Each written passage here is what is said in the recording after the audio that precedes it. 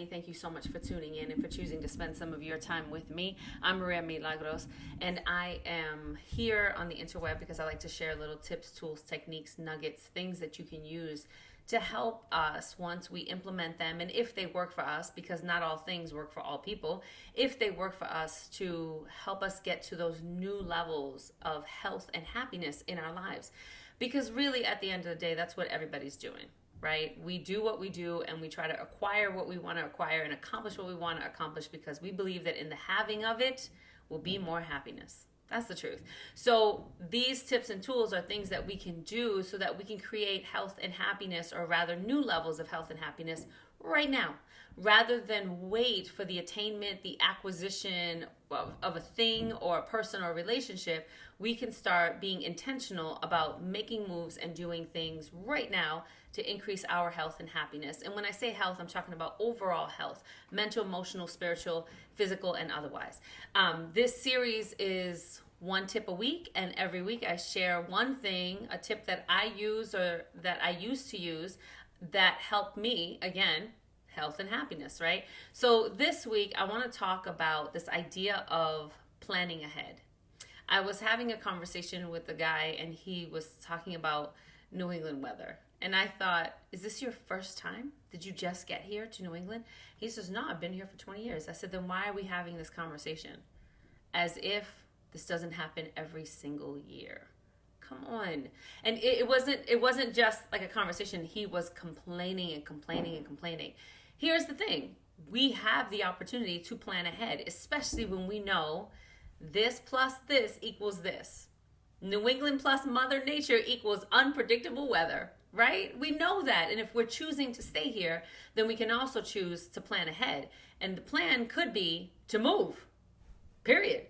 So I want to talk about and share a little bit about this idea of planning. So the first thing that we have to do is figure out what is the bump, the hiccup, the opportunity. I won't call it an obstacle, the opportunity, if you will. What is it?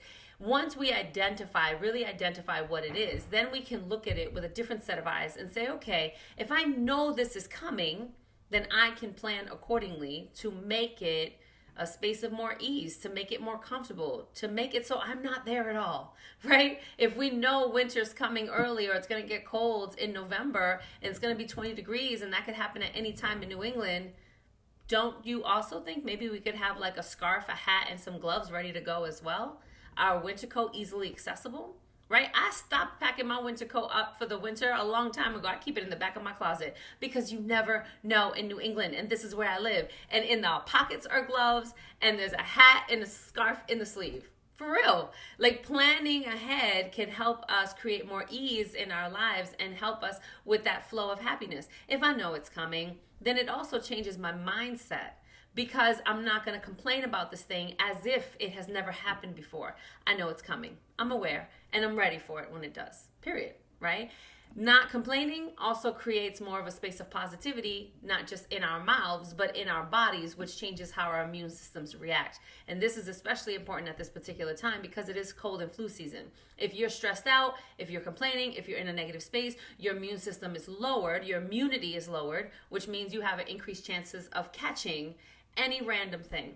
And because, some people aren't wearing masks, but they're running around sneezing and coughing all over the place. And whatever, I wear my mask. I wear my mask at all times because I don't want a cold. I don't want to sniffle. I don't want to deal with none of it. So if they're not, I can plan ahead. I could complain or I could plan ahead.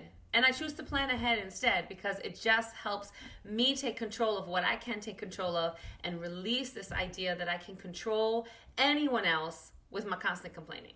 Right? That's the reality. And even if our complaining does create change temporarily, keep in mind it is temporary. That is not a sustainable way to create change. Unless that person for years is just tired of hearing you complain, they do the opposite.